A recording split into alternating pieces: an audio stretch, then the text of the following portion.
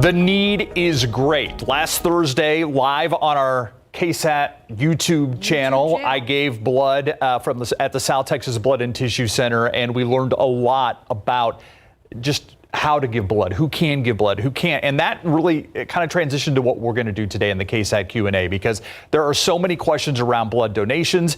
Adrian Blevins-Mendoza joins us from the South Texas Blood and Tissue Center. Adrian, thank you for being part of this conversation today. Talk about the need right now as we sit here for blood in our community and at the South Texas Blood and Tissue Center. Sure. Well, right now we are sending out about 600 to 700 units a day to our local community. A lot of people are on vacation and not giving blood this time of year, but we are really short on donors to meet the demand. And we need about 400 more donors per day to actually keep up with the orders from the hospitals. So right now we have to triage a lot of orders coming in just to make sure the most critical patients get blood, but we want to make sure everybody gets blood that needs to. So if you can come in and donate, we really want you to be here this time of year. And when you're asking for donations, are there any misconceptions about what it really looks like to donate? Who can, who can't, that maybe stand in people's way? Sure. Yeah, a lot of people are worried that maybe they're not qualified to be a donor, but actually most people are. As long as you're a healthy adult, even if you're taking certain medications, maybe to control diabetes, or you might have had low iron in the past, come on down to one of our donor centers or even call us up and we can go through the qualifications. Many more people are qualified than really realize, and only about 3% of the population currently gives in the U.S. each year, but we believe that about 60% of adults are actually eligible.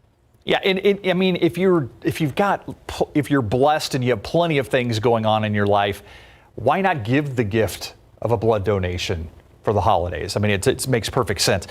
Talk about the fact that if you have cancer, can you give blood? Or if you're in remission, if you've gone through cancer treatment, chemotherapy? Yeah, so someone who's recovered from cancer and most likely their doctor's going to let them know when it's safe for them to give blood again. If they're actively going through treatments, it probably isn't a good idea while they're going through treatment for cancer, obviously. But once they recover and they're healthy again, their doctor, if they can go ahead and talk to them about giving blood. And in many, many cases, it's totally fine to give blood again, and it's healthy for that donor as well. How about blood type? We always talk about type O being, the universal donor, but you need any and all types? We do. Every blood type is special. O donors happen to be universal for a red cell donation, but platelet donations rely on blood from multiple groups. So it doesn't matter if you're A or B or AB, there's a patient who needs your blood. Group O is, of course, always needed for those emergency situations where someone's blood type's not known. And in our community, a predominant number of patients are Group O. So we do need more Group O donors than any other, but all blood is special. We're looking at some of the video that we're showing right now is from one of the blood drives that was taking place across the city.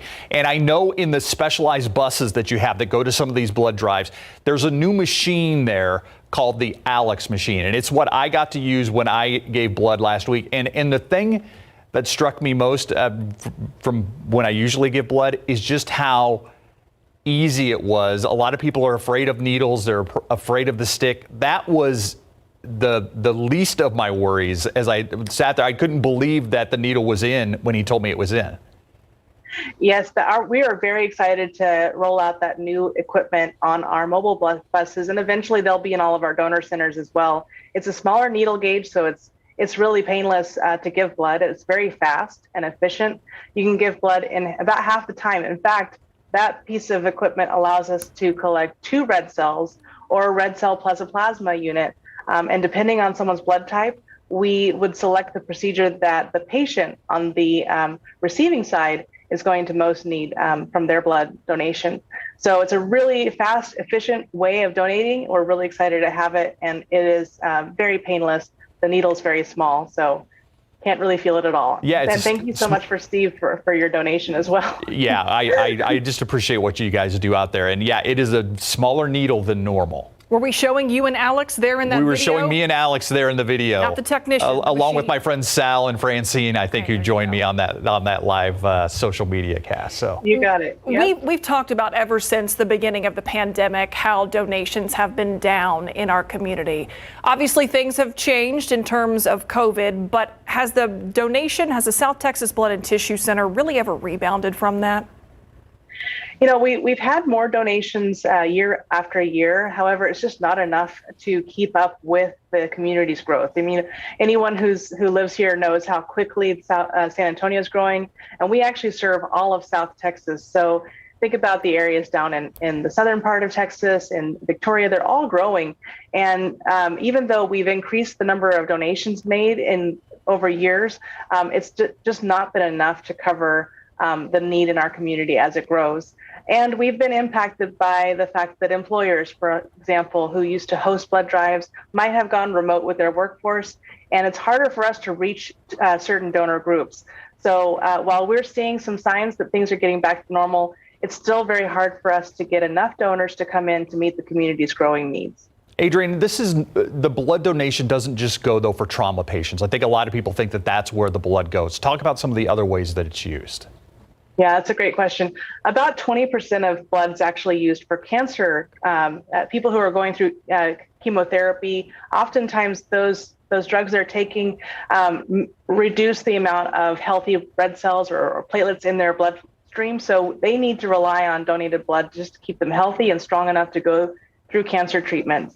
Other situations include childbirth. Many moms experience hemorrhage and need to have blood during that time, just to make sure that they have enough blood to be healthy and to get them through any kind of emergency. And then, of course, surgeries and so forth. About only 3% of the blood's actually used in trauma. So a car accident and things like that many people think is the primary needs, only 3%. So the vast majority are people who need blood routinely or for a surgery or because they just need to stay healthy to continue to go through cancer treatment. You know, Adrienne, before we let you go, we've talked a lot about, obviously, the demand of a growing community, the fact that donors are needed, the supply is not where you would like it to be. But what's the reality if that supply isn't there? What happens if there aren't enough donations? Yeah, blood is so essential, it's critical, and there's no replacement. And unfortunately, what happens is that people may not get the blood that they need in order to stay healthy enough to go through their next chemotherapy treatment, in order to make it through a very traumatic situation. And, you know, when I think about our community and concerns about any kind of threat like a mass casualty situation, we need to always have blood on hand in order to respond to situations like that, because the blood that's available today will be there tomorrow for a situation in our community. So I worry about the demand of blood outstripping the supply all the time.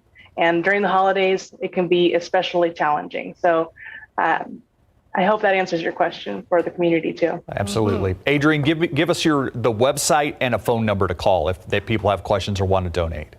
Yes, our website is southtexasblood.org, and our phone number is 210-731-5590.